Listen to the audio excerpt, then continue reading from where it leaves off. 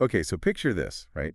You're a kid, and your sibling tricks the whole family into, like, thinking there are burglars outside, Oh, man. just so they can hoard all the snacks for themselves. Classic, right? Sibling rivalry, it's practically universal. Totally, yeah. But things get, well, a little more complicated when we bring in the dynamics of autism. Ever. And actually, our awesome listeners. You specifically asked us to really deep dive into sibling relationships when autism is involved. So that's what we're doing today. We're taking a close look at this article from Cheapaba, understanding the unique dynamics of siblings of autistic children. Okay, sounds good. The goal here really is to dig into not just the good stuff, but also the tough stuff, the joys, the challenges, and hopefully uncover some genuinely helpful advice for parents along the way. Yeah, absolutely. I think that's key. And this article, let me tell you, it doesn't sugarcoat anything. It jumps right in. Talks about this emotional roller coaster that siblings of autistic children often go through. Mm-hmm. 1 minute is like intense compassion, and the next. It's a whirlwind. Exactly. It could be confusion, maybe even a bit of resentment. It's like this whole mix of emotions. And what's interesting is the article doesn't just present these feelings as a fact of life. It really emphasizes that it's okay to feel all of those things. Which is so important, right? Because so often we have this picture-perfect idea of how siblings are supposed to act, supposed to get along.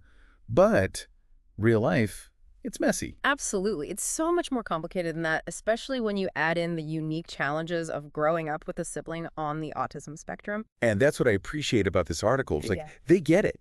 They get that it's not always easy. And instead of judging those reactions, it encourages us to try to understand them, both the siblings and the parents. Yeah, understanding is huge. Totally. And that's where, and they actually say this, open communication is key. Huh. Like really talking about autism with all the kids in the family. Right. Now, I'll be honest, when I first read that, I was like, okay, easier said than done, right? Like, Yeah. how do you even begin to have those conversations? It's tough, for sure. But then they broke it down in a way that actually made a lot of sense. They talked about using language that's age appropriate, meeting kids where they're at, Mm-hmm. and focusing on both the strengths and challenges of autism, presenting a balanced perspective. Yeah, showing the whole picture. Exactly. Yeah. Even something as simple as reading books together as a family about autism. It's about making autism a normal part of your family's dialogue, not something that's, like, hushed up or avoided. It takes away the stigma, the fear of the unknown. And you know what I found super interesting? They highlighted how this open communication, it's not just about making sure the autistic child feels seen and understood. It's also about helping their siblings. Oh, yeah. How so? Well, when siblings understand what autism is, they have a way to make sense of their siblings' behavior. They're less likely to be scared or misunderstand things, which can lead to way more empathy and patience. That makes sense. It's about creating that sense of understanding and acceptance from a young age. It's like, knowledge is power, right? Like, when we understand something, it becomes less scary, less intimidating. Exactly, exactly. And the article actually gives some really great practical examples of how to have these conversations, even if you're super busy. Like just simple things like reading bedtime stories together. Oh, I love that. Or, maybe you find a hobby that both kids can enjoy, even if they engage with it in different ways. Even just taking a few minutes each day to have a real focused conversation with your neurotypical child about their day can make a world of difference. It doesn't have to be this big, elaborate thing. It's about those small, consistent moments of connection. And honestly, I think that's such a good reminder for parents in general. Like, we put so much pressure on ourselves to make everything perfect. Oh, tell me about it. And speaking of pressure, the article does touch on respite care, which I think is something parents really need to know more about. It's true. Caring for a child with autism, it can be so demanding. And it's not selfish at all for parents to admit they need a break sometimes. Respite care, it's like that chance to breathe, to recharge, so you can be more present for all your kids. It's like they say, you can't pour from an empty cup. Right. It's Yeah. self-care. It's not a luxury. It's a necessity, especially when you're a parent. 100% agree. Okay, so shifting gears a bit, the article also talks about this idea of like finding activities that both siblings can enjoy, no matter their abilities or interests. Yeah. And it's not just about keeping them busy, it's about really fostering that connection between them. Right, right. It's about getting creative, finding those unique ways to encourage those positive interactions. Like, let's say you've got one kid who loves building with Legos, right? And then you've got another who's like a total storyteller.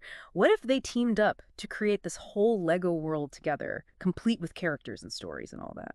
That's such a cool idea. And that's what I love about these deep dives. It's not just theory. It's about finding those aha moments where you can actually picture these ideas coming to life. It's about taking what we learn and actually using it. Speaking of which, there's this other point from the article I wanted to bring up.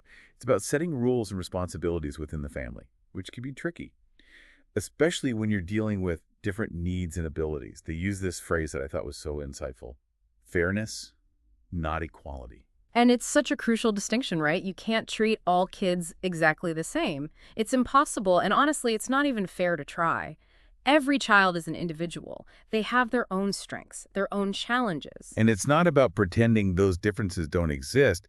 It's about making sure that each child still feels valued for who they are, for what Yeah, they bring to the family. exactly. And that's where that idea of fairness comes in. It's about recognizing that what one child needs might be totally different from what another child needs. And that's okay. It's not about making things exactly equal. It's about creating that sense of balance, of equity within the family. Right. It's like, how do you make it fair for everyone? And one of the things they brought up that I thought was interesting was getting kids involved in chores around the house. Right. And it's not about, like, piling on a ton of work or anything. Hmm. It's more about fostering this sense of belonging. Like you're a part of the team. Right. Everyone contributes. Exactly. The family team, everyone's got a role to play. And this actually brings us back to something we were talking about earlier. All those different emotions that siblings of children with autism often experience, right? Like the jealousy, the frustration. The article really emphasizes that those feelings are totally normal. They're going to happen. It's part of life. And you know what? It's so tempting to just try to brush those feelings under the rug. Like we tell kids, oh, you shouldn't feel that way. But the truth is, they do. Exactly. And trying to pretend those feelings aren't there, it usually just makes things worse in the long run. So then, how can parents actually support their kids when these tough emotions come up? Because we know they will. Well, the article had some pretty good advice on that. First thing is just validate those feelings. Don't judge. Let the child know it's okay to feel jealous, frustrated, even angry sometimes. Those are normal human emotions. It's like giving them permission to feel their feelings. Exactly. And once they know it's safe to express those feelings, then you can start talking about healthy ways to deal with them. Maybe that's through art, journaling, just talking it out, whatever works for them. It's about giving them the tools to process those big feelings in a healthy way. And you know what else? It's not just what we say as parents, it's what we do, right?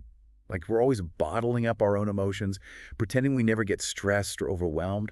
That sends a pretty confusing message. Oh, for sure. Kids pick up on that stuff. So being open about our own feelings in an age-appropriate way, of course, it helps create that family culture where it's okay to be human, to have the full range of emotions. Mm. Okay, so there was just one last thing I wanted to touch on from the article. It was about how important it is for siblings of children with autism to have those support networks and activities outside of the family. Yeah, and I think it's important to say that this isn't about trying to fix them or anything, Right. It's not about that at all. It's more about recognizing that these siblings, they have their own unique experiences, their own perspectives, and sometimes it can be so helpful for them to connect with other kids who get it. like a support group or something. Exactly. Support groups can be amazing, whether they're in person or online. It's a safe space to share their feelings, learn some coping strategies, and realize, hey, I'm not alone in this. And then, of course, there are just those activities outside of the family dynamic. Things like sports, clubs, hobbies, all that stuff is so important for helping siblings develop their own interests, their own friendships, their own identities. It's about giving them the space to just be themselves, Yeah, you know? exactly. Just like we want for all our kids. We want them to feel supported, connected, and free to be their most authentic selves. And I think that's a great note to end on. It's like this whole conversation, it really highlights that there's no one right way to do this whole family thing, especially when you're navigating the complexities of autism. It's about being open, being understanding, and really trying to meet each individual's needs with compassion and flexibility. Couldn't have said it better myself. And to our amazing listeners, we love those deep dives. And we love that you're on this journey with us. We've talked a lot about understanding and communication within families today. And as you go about your day, and maybe think about this, how can you apply these same principles, these same values, when you're talking to any child about differences? Keep those questions coming, because we're always up for a good deep dive.